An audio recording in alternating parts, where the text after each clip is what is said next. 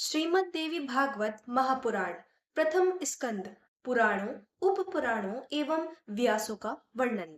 शौनक जी ने कहा, महाभाग सूत जी, आपने परम पावन पुराण संहिताओं का भली भांति अध्ययन किया है। हे सूत जी, यह मुनि मंडली पुण्यदायी पुराण संबंधी कथा सुनने के लिए उत्सुक है। आप सावधान होकर हमें सुनाने की कृपा करें। सूत जी कहते हैं, श्रीमद् देवी भागवत सबसे उत्तम एवं पावन पुराण माना जाता है। इसमें 18,000 श्लोक हैं। वेदव्यास जी ने सुंदर 12 स्कंदों से इसे सजाया है। पूरे पुराण में 318 अध्याय हैं। प्रथम स्कंद में 20, द्वितीय में 12, तृतीय में 20, चतुर्थ में 25, पंचम में 35, छठ में 31, सप्तम में 40, अष्टम में 24, नवम में 50, दशम में 13, एकादश में 24 और द्वादश स्कंद में 14 अध्याय हैं। महात्मा पुरुषों का कथन है कि सर्ग प्रतिसर्ग, वंश, वंशानुकीर्तन और मनवंतर वर्णन आदि पुराण विषयक पांचों लक्षण इसमें विद्यमान है। जो निर्गुण है उन्हीं भगवती की सात्विक की राजसी और तामसी शक्तियां महालक्ष्मी, महासरस्वती और महाकाली के रूप में प्रकट होती हैं। इसे ही शास्त्रज्ञ पुरुष सर्ग कहते हैं। सृष्टि, स्थिति और संहार का कार्य संभालने के लिए ब्रह्मा, विष्णु और रुद्र रूप से उन आद्या शक्ति का प्रकट होना प्रतिसर्ग माना गया है। चंद्रवंशी और सूर्यवंशी राजाओं के उपाख्यान तथा हिरण्याकशिपु प्रभृति दैत्यों के प्रसंग का वर्णन वंश कहा गया है। स्वयंभू आदि प्रधान मनुओं का वर्णन और उनके समय का जो निर्णय हुआ है वह मनवंतर नाम से विख्यात है।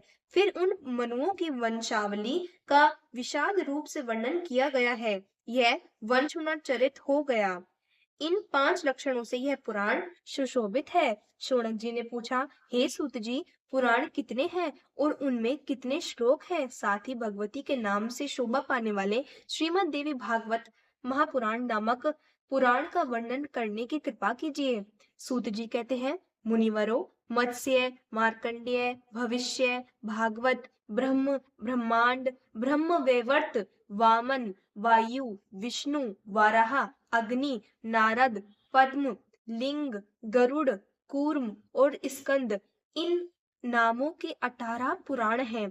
पहला मत्स्य पुराण है। इसमें 14,000 श्लोक हैं। मार्कंडेय पुराण की श्लोक संख्या 9,000 है। भविष्य पुराण की श्लोक संख्या 14,500 है।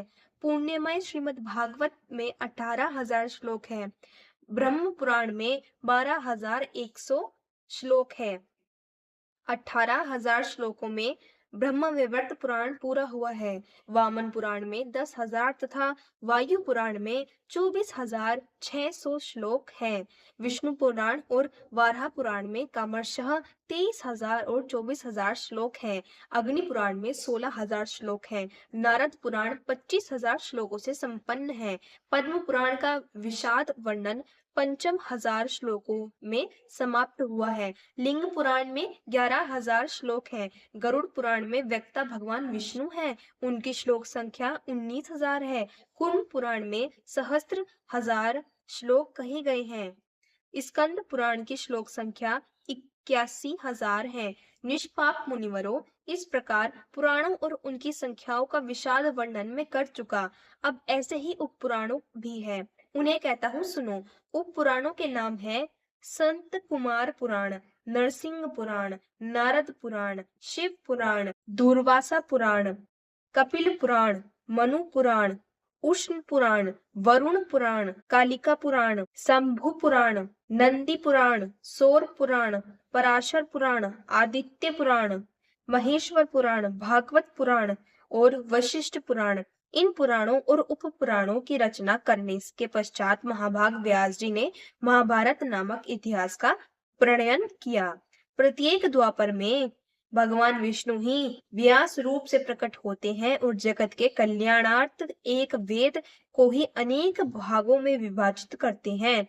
फिर यह जानकर कि कलयुग के ब्राह्मण अल्पायु और मंद बुद्धि होंगे, वे ही प्रभु प्रत्येक युग में पुण्यमय पुराण संहिताओं की रचना किया करते हैं। स्त्री शूद्र और अपने कर्म से च्युत ब्राह्मण वेद सुनने के अनधिकारी माने जाते हैं।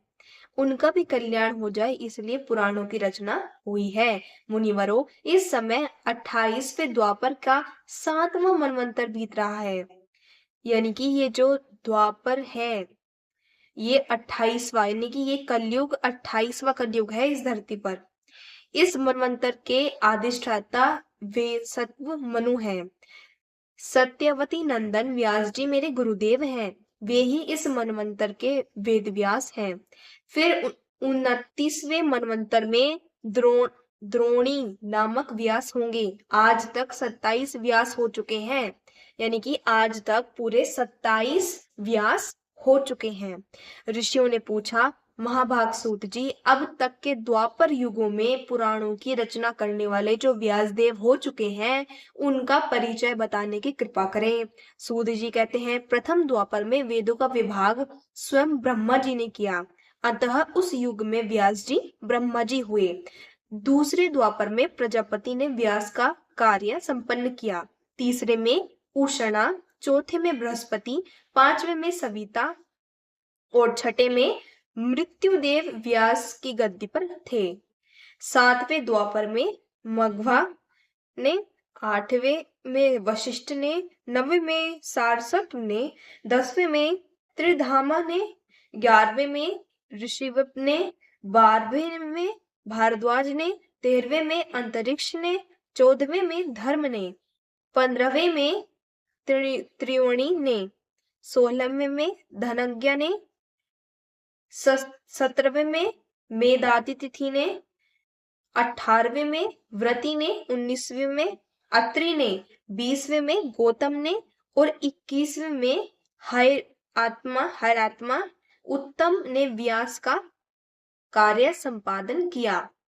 वाजश्रवा वेन, आयुष्मान सोम, तृणबिंदु, भागर्भ, शक्ति,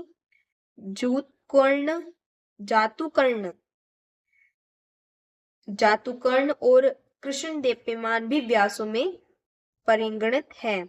ये ही 28 व्यास हैं। मैंने जिनके नाम सुने थे उन्हें गिना दिया। इस कृष्ण देप्यमान व्यास जी के मुखारविंद से श्रीमद् भागवत सुनने का सुअवसर मुझे मिल चुका है।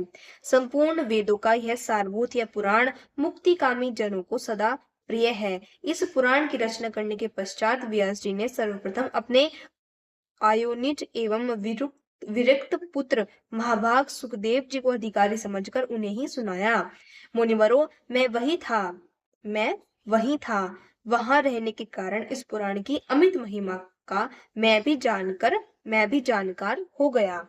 जो पापी वैदिक धर्मों से विमुख एवं अपने चरित्र से भ्रष्ट है, उसे भी यदि जिस किसी प्रकार से भी श्रीमद् भागवत सुनने का अवसर मिल जाए तो संसार के विविध भोगों को भोगकर अंत में भगवती के उस नित्य परम धाम को वह चला जाता है जहाँ योगी लोग जाया करते हैं।